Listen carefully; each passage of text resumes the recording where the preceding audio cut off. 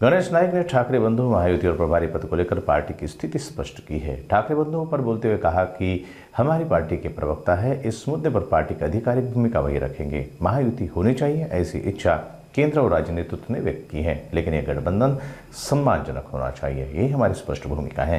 नवी मुंबई में भी सम्मान बना रहना चाहिए। हर शहर के लिए जिम्मेदारी सौंपी गई है, लेकिन प्रभारी पद स्थायी नहीं होता, यह केवल अस्थायी व्यवस्था होती है। गणेश नाइक के इस बयान से साफ है कि पार्टी महायुति पर बातचीत के पक्ष में है, लेकिन सम्मान के सवाल पर कोई समझौता नहीं किया जाएगा। ॲडव्होकेट रमाकांत ओलेकर उर्फ अण्णा साधारणपणे 70च्या नंतरच्या कालखंडात संपूर्ण कोकणामध्ये म्हणजे त्यावेळेला अण्णा ओलेकर, प्रभाकर हेगडे, बाबा चिटणीस, माऊसकर हे असे अतिशय समाजाला वलन लावणारे वकील होऊन गेले। कुठल्याही आरोपीला त्याचं वकीलपत्र घेताना अण्णा स्पष्ट सांगायचे की अजाणतेपणे तू जर हा गुन्हा केला असेल तर ह्याच्या पुढे गुन्हा करणार नसेल तर तुझं वकीलपत्र घे। असे समाजाला निश्चितपणे दिशा देणारे वकील अभावानेच त्या ठिकाणी आढळतात आणि म्हणून अण्णांच्या नावानं ही या ठिकाणी स्पर्धा आणि पारितोषिक वितरण समारंभ होत आहे। म्हणून मी या ठिकाणी आवर्जून आणि अण्णांचा आदर्श हा समाजाला निश्चितपणे भविष्य काळामध्ये वकील लोकांना सुद्धा जीवनाचा प्रत्येक टप्पा उंचावर नेताना निश्चितपणे आदर्शवत होईल असा माझा विश्वास। एक महत्त्वाची गोष्ट, नो पॉलिटिक्स, नो होणार आहे, दोन ठाकरे बंधू एकत्र युतीची घोषणा करणार आहे, काय वाटतं, काय परिणाम होईल? मी बघा, मी ज्या पक्षामध्ये आहे त्या पक्षाला प्रवक्ते आहेत, जिल्ह्याला प्रवक्ते, राज्याला, देशाला, आणि प्रवक्त्यानेच बोलावं पक्षाचं धोरण, आणि म्हणून दुसऱ्याने कॉमेंट्स करून नाही त्या मतातून मी युतीच्या चर्चा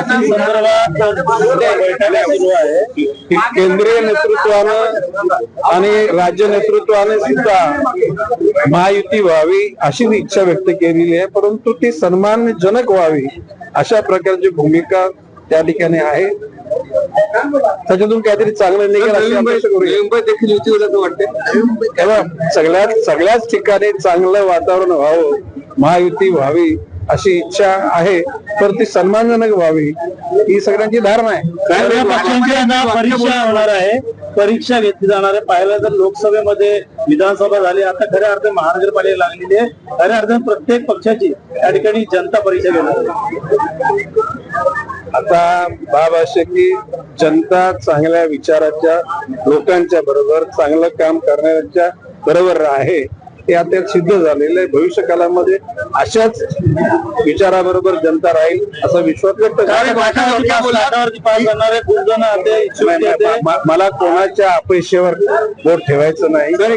आज जीवनातला मिळालेला यशाचा भाग हा कायमच राहतो, अशातला भाग आहे। जे अपयशी होतात ते यशस्वी होतील, आणि यशस्वी झाले त्यांना सुद्धा आयुष्यामध्ये कधी अपयशाची चव चाकायला लागते।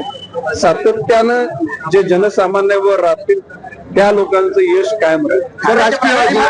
राजकारणामध्ये तुम्ही असताना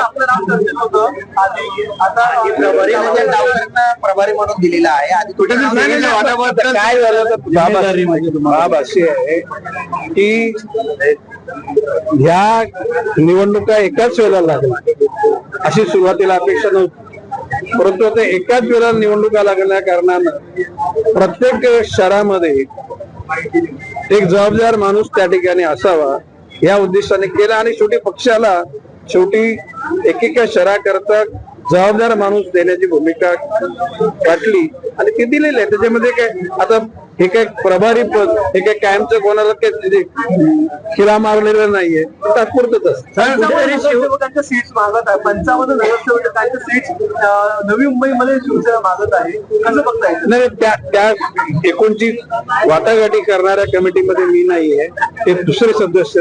त्याने काय निर्णय घेतलाय आणि काय प्रस्ताव दिलाय मला माहिती. काही लोकांसोबत आपण बैठक सगळ्यांना संधी मिळावी, सगळ्यांना यश मिळावं.